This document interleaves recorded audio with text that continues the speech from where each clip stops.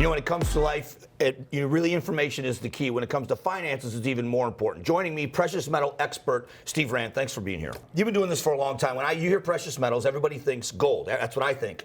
But it's more than just gold, isn't it? It really is. You know, a lot of people look at gold, but there's also silver, platinum, and palladium, and we offer all those different options for investors that are looking for a little bit of diversification.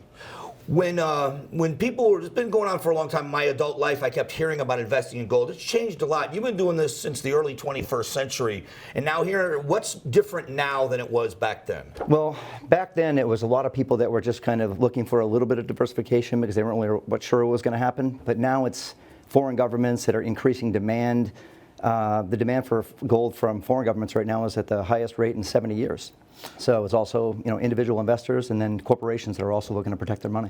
What's the difference between physical gold versus, you know, a certificate or otherwise? We hear about people having physical gold now in their portfolios. What does that mean?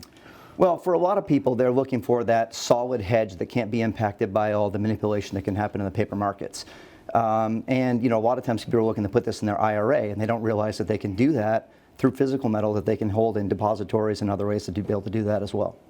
So are stock investors interested in precious? You always hear that it's opposing schools of thought. Are they actually interested in this? Well, they are now. And if you look back at 2008 and what happened to investors back then when they lost a huge haircut, you know, many people as much as 50, maybe even a little over 50% in their stock portfolios, gold went up almost 200% in the next several years.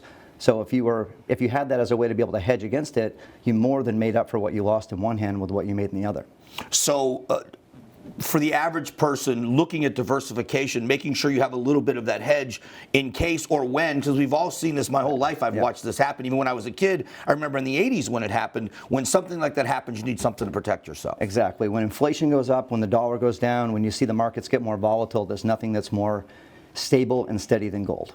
So looking for the average person, what do you think they should be looking? What's the first thing they should be looking for? Is the right person like yourself? Right. You want to find somebody who's going to identify your needs, understand what you're looking for, what your concerns are, what your goals are, and they can help put something specifically together and more customized for you rather than just going online and just trying to pick something from a list and more than likely getting it wrong most of the time. Does age matter when you're looking at someone, you know, just starting out in their career? Someone like me, I'm 52 years old. Is it different for us? It really is, because you want to look at the time frame that somebody is looking to invest in, and you don't want to just say it's not a one size fits all. You have to customize that and look at somebody and say, okay, when are they going to retire? When are they going to start drawing on this money? And then you have to make sure you put something together custom for them that's going to make sense. So one of the other things is, if I have a 401k or retirement account, am I able to take part of that retirement account? If I say I have an investment here, I don't have a lot of cash on hand, can I take some of my retirement account, come to you and invest? Yeah, that's where the bulk of people actually do it, because most people put most of their savings in their retirement plan. Right. So if you have an IRA, you can absolutely do that. And if you have a 401k, there's a lot of options that might be able to be available for you as well. Because, you know, we have it put away and we just think it'll be there at the end. And protect, you know, I think about protecting myself now because I remember 08 very vividly as a business owner. Yeah, exactly. And you look at a lot of people that I talked to in 2008 that were ready to retire and had to work another 5 years, or people that were already retired and had to go back to work because they just lost half their savings, and now they needed something that could help them to be able to offset that. So first thing people watching this are saying, hey, we need to look into this. Where's the first place they look? Well, they're going to go to, you know, Scottsdale Bullion Coin is the name of our company. SBCgold.com is where you can go to, you know, make a contact, try to get some information in your hands so you can identify some of the things we do, and then see if we can help you to be able to put something together.